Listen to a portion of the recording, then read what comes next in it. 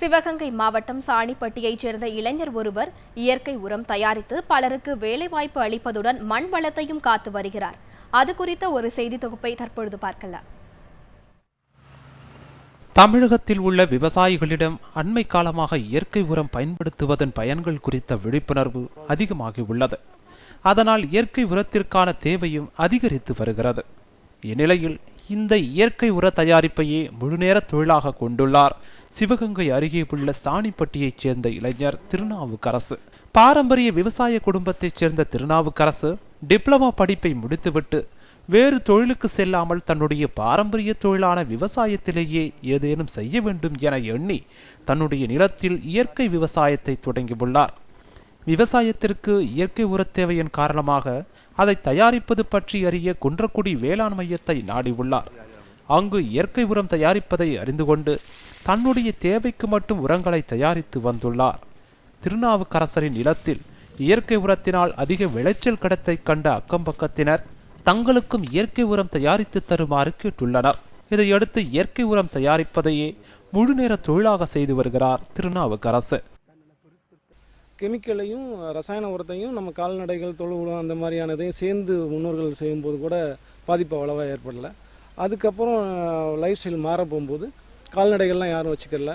ஒரு மூடைக்கு 2 மூடை ரசாயன உரத்தை கூட போட்டோம்னா ஈல்டு வந்துடும் போல தப்பான கண்ணோட்டத்தில் அதை பயன்படுத்தி மண் மாசுபட்டு மலடாகி கார அமிலத்தன்மை கூடி இன்றைக்கி பல்வேறு வகையான நோய்கள் ஏற்பட்டு பயிர்களை 1008 பிரச்சனைகள் உண்டு பண்ணிடுச்சு. இப்போதான் மக்கள்கிட்ட அந்த விழிப்புணர்வு வந்திருக்கு. இயற்கை உரத்தை அதிக அளவில் தயாரிக்க இயந்திரங்கள் தேவைப்பட்ட நிலையில் வேளாண் மையத்தின் பரிந்துரையின் பேரில் திருநாவுக்கரசருக்கு வங்கிகள் கடன் தந்து உதவின. விவசாய இடத்தின் அருகிலேயே சிறு இடம் ஒதுக்கி அங்கேயே இயந்திரங்களை நிறுவி இயற்கை உர தொழிற்சாலை அமைத்துள்ளார். தேங்காய் சிரட்டை, விலங்குகளின் எலும்பு, நெய்வேலி பகுதிகளில் கிடைக்கக்கூடிய ஒரு வகையான களிமண், நெற்பதர் மற்றும் எள்ளின் பதர் ஆகியவற்றை அரைத்து அதனை வெட்டவெளியில் காயவிட்டு அதில் இயற்கை நுண்ணுயிரிகளை கலந்து மக்கச் செய்து அதனை சாக்கு பைகளில் அடைத்து விவசாயிகளுக்கு வழங்கி வருகிறார். இயற்கை உரம் தயாரித்து வழங்குவதை கேள்விப்பட்ட விவசாயிகள் இந்த உரத்தினை வாங்கி தங்கள் நிலங்களில் பயன்படுத்தி வருகின்றனர். கொட்டாச்சி, நெல்லு கருக்கா, அப்புறம் கடலைக்கூடு இதிலெல்லாம் கொண்டு வந்து அரைச்சி அதனுடைய வேகம் குறையிற வரைக்கும் யதார்த்தமாக இங்கே பக்கத்தில் கொட்டி ஆற போட்டு ஆளை விட்டு தண்ணி அடித்து கிண்டி பதப்படுத்தி ஒரு 20 நாள் 30 நாள் போட்டிருந்து அதுக்கப்புறம் எடுத்து திரும்பவும் ஒரு மிக்சிங்கை கொடுத்து அதில் பொட்டாசியம், கால்சியம், சல்பரு, சிங்க்கு, அசோஸ்பைரிலம் இப்படி ஏகப்பட்ட ஐட்டம், அதாவது பயோவிலே இருக்குது லிக்விட், அதுகளை இதில் சேர்த்து அது ஒரு டன்னுக்கு எவ்வளோ செய்யலாம் அப்படிங்கிறத அந்த மெஷர்மெண்ட் அவர் கொடுத்துருவார். அந்த அளவில் நாங்கள் இங்கே ஆளை வச்சு பண்ணி ப்ரிப்பேர் பண்ணி பேக் பண்ணி அனுப்புகிறேன்.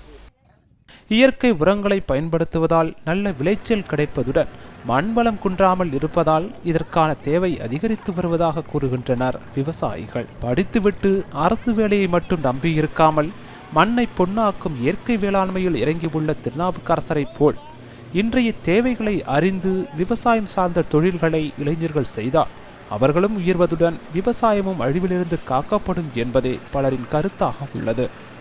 சுப்பிரமணியன், நியூஸ் 7 தமிழ், சிவகங்கை.